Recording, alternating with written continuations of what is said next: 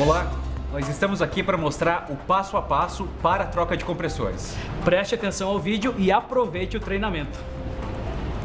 E aí, Mendonça, tudo bem? E aí, Edu, o que a gente tem para resolver hoje nesse sistema de refrigeração? Então, eu ainda não sei. Bom, esse equipamento fica num bar. Tem energia na rede elétrica do local, mas o equipamento não estava ligando.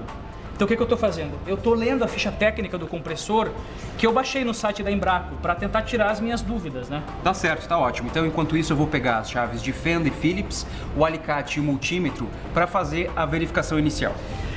Mendonça, já que você tem mais experiência e está sempre se atualizando, será que você pode me mostrar como fazer uma verificação bem completa? Claro, vamos lá.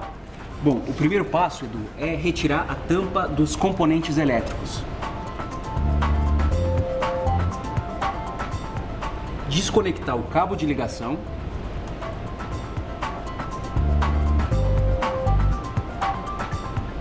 Retirar o relé. E o protetor térmico. Também é necessário retirar o capacitor.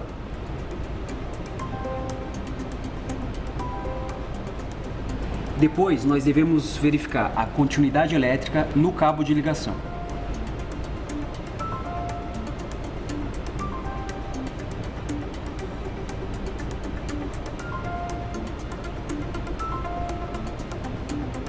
Ok, tem continuidade, né? Sim, então tem que testar a continuidade elétrica no protetor térmico. E a capacitância do capacitor.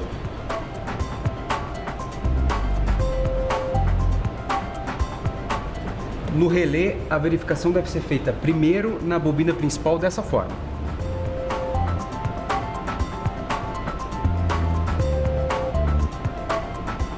Tem continuidade elétrica, então tá certo. Depois nós fazemos na bobina auxiliar.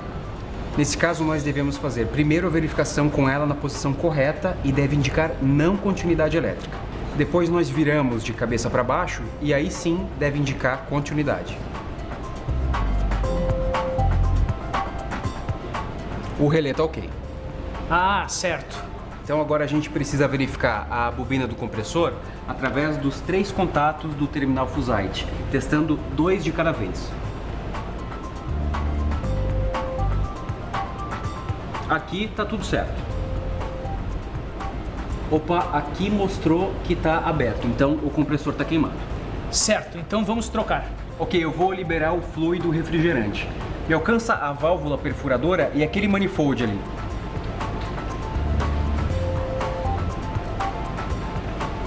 E pode usar qualquer manifold.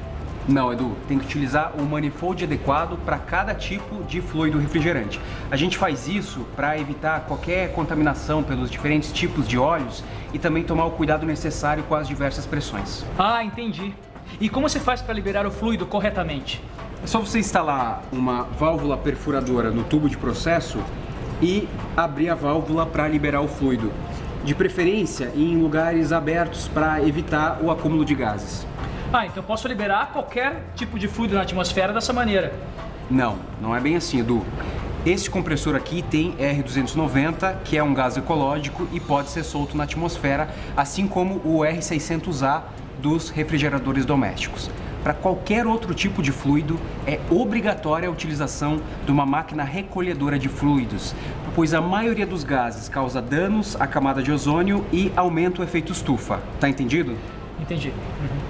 Então, liberado o fluido, nós vamos conectar o cilindro de nitrogênio no manifold e injetar o gás numa pressão de 50 psi.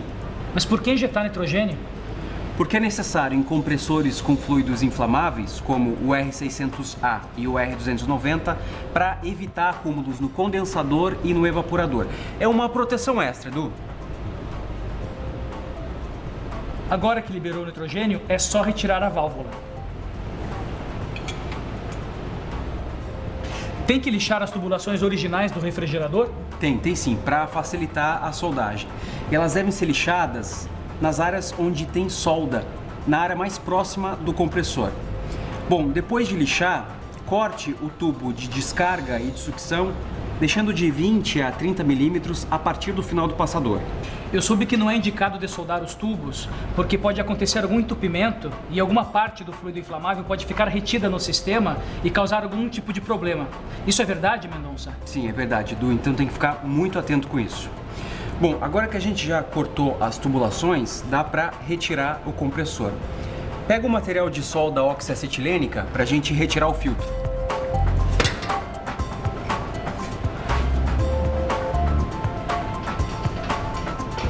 Mas não dá para utilizar esse mesmo filtro?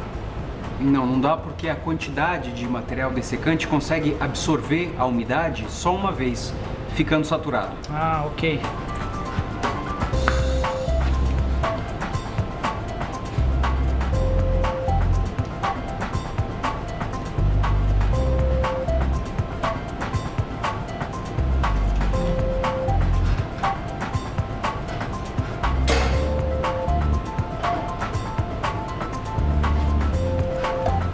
Isso mesmo, chama neutra, nem oxidante e nem carburante. Ixi, o tubo capilar entupiu. E agora? Sem problemas, Edu, é só cortar de 20 a 30 milímetros da ponta do tubo com uma lima. Agora nós vamos limpar o circuito para remover resíduos e injetar o nitrogênio. Mas tem que limpar a tubulação todas as vezes que se troca o compressor? Não, só quando o compressor queimou ou quando ele trabalha com alguma umidade ou com algum contaminante, e aí é necessário utilizar um solvente específico e não só a carga de nitrogênio. Ok. Veja como é fácil. Primeiro passo: soldar um tubo conector na linha de sucção do sistema. Segundo passo: carregar um cilindro com aproximadamente 500 ml de solvente. Terceiro passo: acoplar o cilindro com solvente no conector da linha de sucção. Quarto passo: acoplar o cilindro de N2 no cilindro com solvente, com a ajuda do manifold. E colocar a ponta do capilar dentro de um recipiente para receber o solvente usado. Quinto passo: liberar N2 a aproximadamente 50 psi e abrir o registro do cilindro que está com o solvente. Sexto passo: aguardar a passagem do solvente pela tubulação até sair apenas N2 na ponta do capilar. Ainda precisa do nitrogênio? Precisa sim, depois de limpar, precisa de uma carga de nitrogênio para eliminar eventuais resíduos de solvente. Inclusive, repetir todo esse processo para o condensador. Ótimo, agora já dá para instalar o filtro novo. Qualquer filtro serve? Não, é necessário verificar o filtro certo para cada tipo de fluido refrigerante. A gente precisa de um filtro com dessecante. Nós vamos utilizar um de 3 vias. Vamos lá. Na via extra, instalamos uma válvula Schrader. É muito importante retirarmos o ventil antes da soldagem.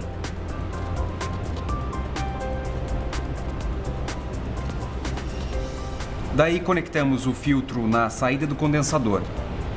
Agora você pode dobrar o tubo capilar em 15 milímetros a partir da ponta e conectar na outra ponta do filtro. Agora é só soldar com vareta de adição de solda e fluxo aditivo aplicado no local. Feito. Eu vou comparar a etiqueta do compressor antigo com a do compressor novo para verificar o gás. Também tem que verificar a capacidade equivalente e a compatibilidade de conexões. E é importante lembrar que compressores novos têm elétricos novos.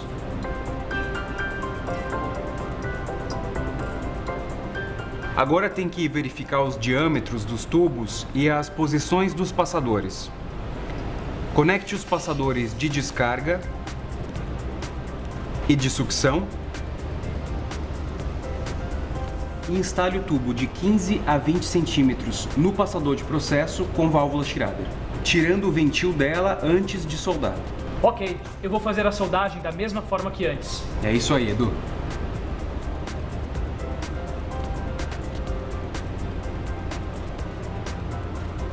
Mendonça, eu já posso instalar novamente o ventil da válvula Schrader? Pode sim. E também já pode instalar o manifold no tubo de processo e na terceira via do filtro. Agora nós vamos injetar uma carga de 100 psi de nitrogênio para verificar se houve algum vazamento nas soldas, fazendo o teste de estanqueidade e passando o sniffer ao redor das soldas.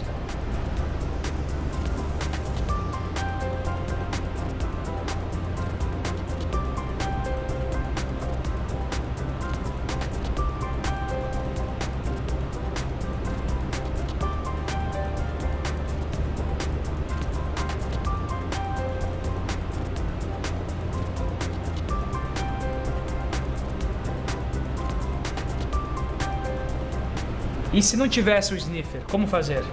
Aí é tranquilo, Edu. É só você passar espuma de sabão com um pincel ao redor das soldas. Só não esquece de limpar depois. Ok, não tem vazamento. Eu vou liberar o nitrogênio. Bem, e agora eu vou realizar o processo de vácuo. Com outro compressor? Não, pô, tem que ficar mais atento, Edu. O ideal é utilizar uma bomba de vácuo que atinja 500 microns com uma capacidade mínima de 3 CFM. O ideal é realizar o processo de vácuo tanto pelo lado de baixa pressão do sistema, conectado ao passador de processo, quanto pelo lado de alta pressão do sistema no tubo extra do filtro secador. Ah, certo, entendi. E quanto tempo deve ficar o vácuo? Quando o processo de vácuo atingir o nível, mantenha-o assim durante 20 minutos. E agora, qual a sequência certa para instalar os componentes elétricos?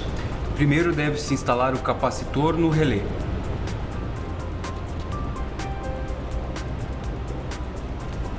Depois, o protetor térmico e o relé no terminal do compressor. Aí conectamos as instalações elétricas do sistema de refrigeração nos terminais do relé e do protetor térmico. Feito isso, é só colocar a tampa dos componentes elétricos.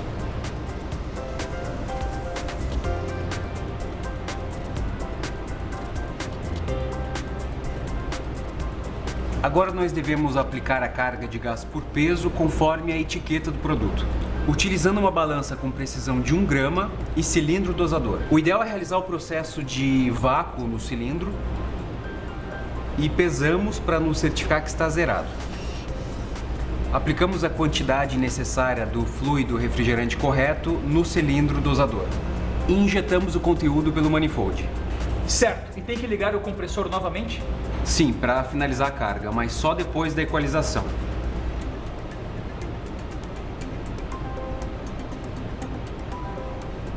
Não esquecendo de fechar o registro de alta. Ok, concluída a carga, nós fechamos o registro do cilindro dosador. E depois o registro do manifold. Pesa o cilindro para verificar se todo o fluido refrigerante foi aplicado.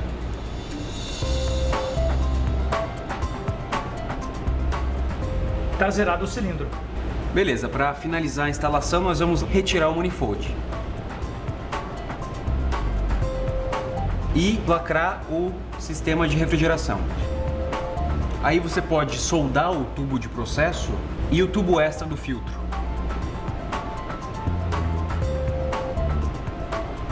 Ok, agora eu vou lixar e pintar os pontos de solda. Perfeito, quando concluir, ligue o produto de 1 a 2 horas para verificar o rendimento. E o que fazer com o compressor antigo? É só lacrar os tubos, Edu, o serviço está feito. Puxa, obrigado, Mendonça. Você sabe tudo sobre o assunto. É porque eu sempre costumo me manter atualizado. Aí eu também vou de agora em diante. Se você tiver alguma pergunta sobre este vídeo, deixe um comentário ou entre em contato pelas redes sociais.